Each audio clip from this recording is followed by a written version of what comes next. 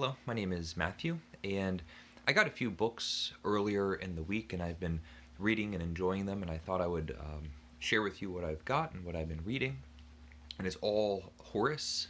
So you might have seen these editions before. This is How to Be Content, and these are these Princeton little hardbacks where they repackage ancient writers and editorialize them to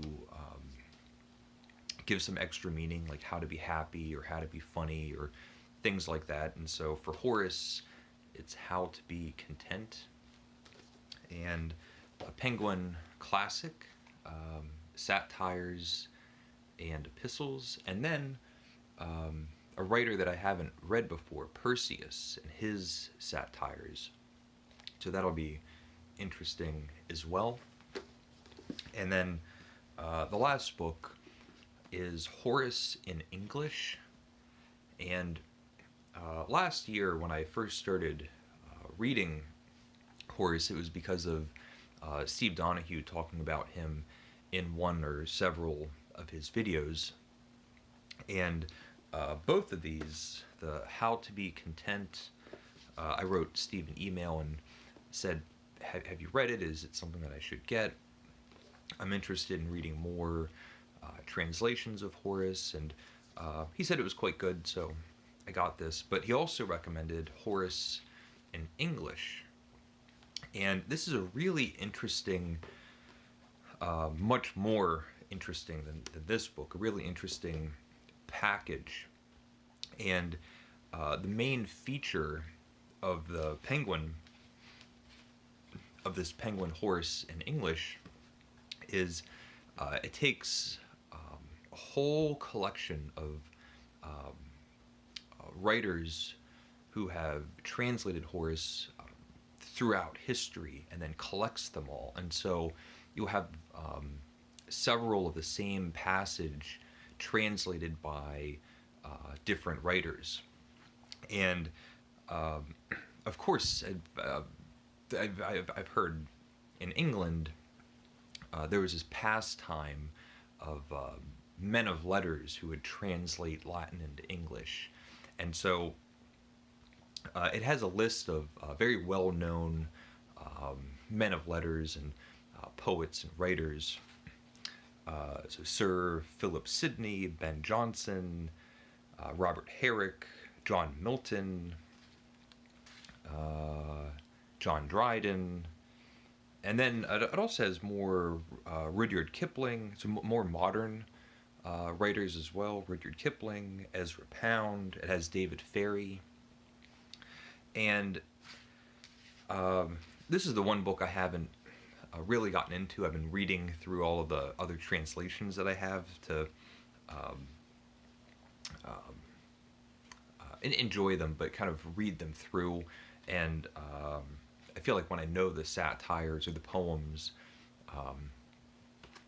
this will become a lot more enjoyable.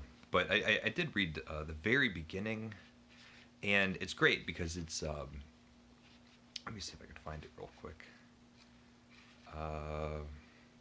So Henry Howard, Earl of Surrey, 1517 to 1574, around that time. So it's still very early English. And so I don't know if I can, I don't know if it'll come up, but it's just like real old-timey English. And it's interesting to see the English language change through the years, and how the translations of Horace, I imagine, will be changing with it. Really cool. Now this How to Be Content, I read it in a night. It's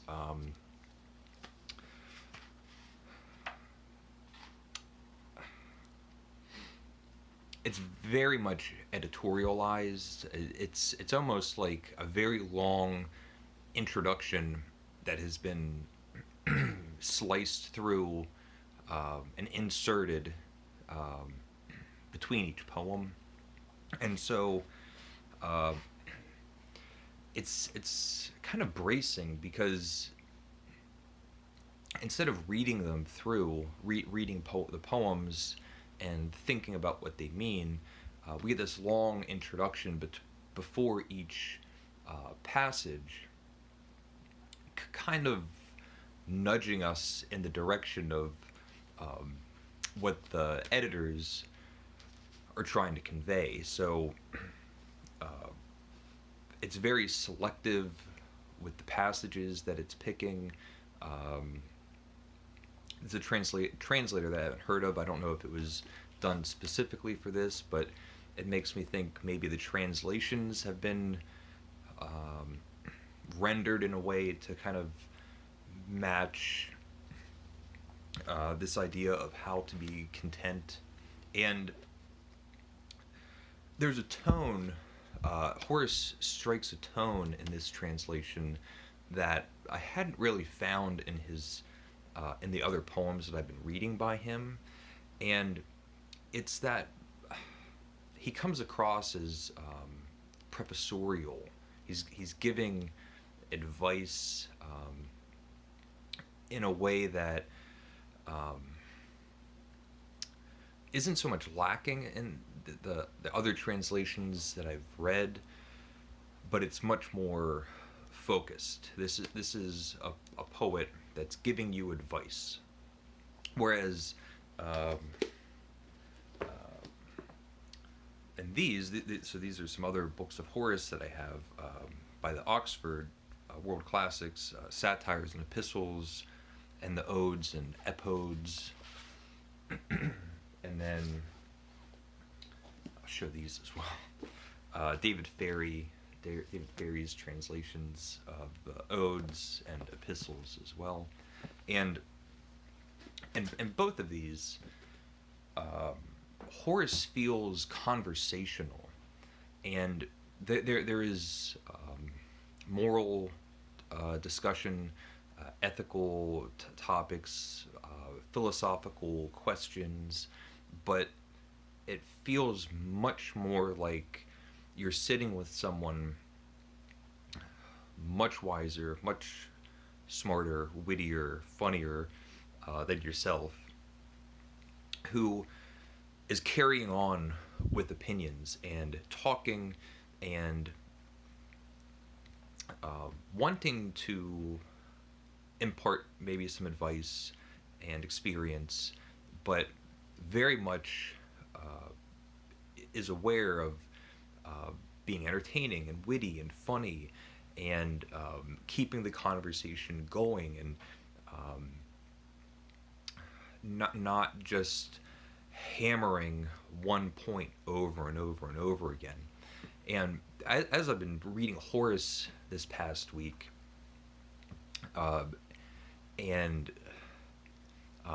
thinking about it more philosophically, the philosophical ideas, his thoughts on ethics and morals that come up so much in the satires and epistles, it feels like a much more natural conversation than anything in the Platonic dialogues. I love Plato. My favorite part of the at least the early Platonic dialogues is the early setup where there's a situation created. Socrates is late to a speaking engagement, where he runs into someone in the woods, or there's a drinking party. But whenever the dialogue begins, it's always this philosophical conversation that feels stilted. It's never a conversation that feels natural. It's not. You never really listen to people talk the way that Socrates and his friends talk. Whereas in Horace, it's almost as if a lot of those thoughts are in the air, and it's now being conveyed in the way that people naturally speak. And I think it's one of the reasons why I like Horace so much, is that it sounds like a very natural voice ringing through. You're hearing somebody talk. You get a sense that the person that was living in ancient Rome um, is very much like the same people walking around today, having um, opinions and thoughts and ideas, and there's not very much um, difference. It just sounds like a human being speaking his mind and being compelling and engaging and um, entertaining and instructive, the way that Horace can be. One of the reasons I've been interested, that I've gone back to Horace, is there's somewhat of a mystery for me, as uh, even uh, even after everything I just said, but uh, why I find him so compelling. And uh, it's almost hard to think of a comparable kind of poet. It's so um, conversational, and it's first person. We have Horace um, almost as if he's writing to the reader. He talks about himself, he talks about his friends, he talks about um, um, famous people at the time. He doesn't, um, in all the translations that I've read, it never seems as if he has to explain who any of these people are, as if I already know. And um, all of them feel much more like letters than a poem. They're like personal correspondences.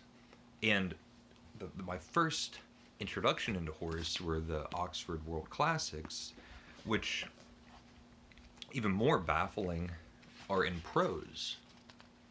And they read like these um, very opinionated, like someone that would make a really good YouTuber that has a great big personality, crushingly intelligent, articulate, and can just run away with an idea. Not necessarily what I think of when I think of poetry, but I loved it and was interested in what does the verse look like.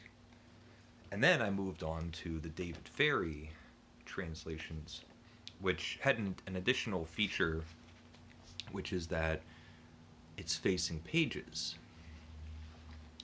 Not that I can read Latin, but it's nice to see what Horace wrote, what he really wrote, and what it looks like, and um,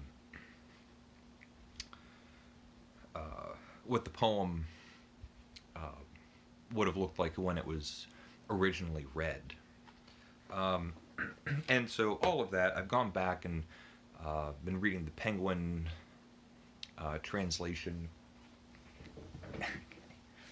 um, this was interesting, just to have more to read by Horace, to see this has facing pages as well. I'm not sure how often I'll be turning back to this one in particular.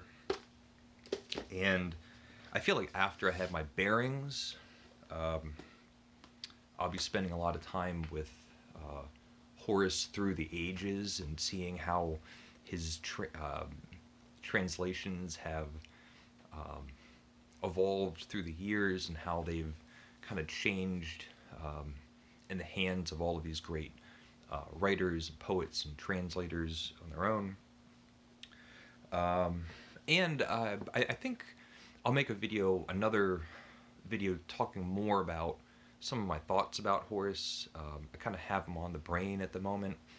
So let me know if any of this was interesting. I'll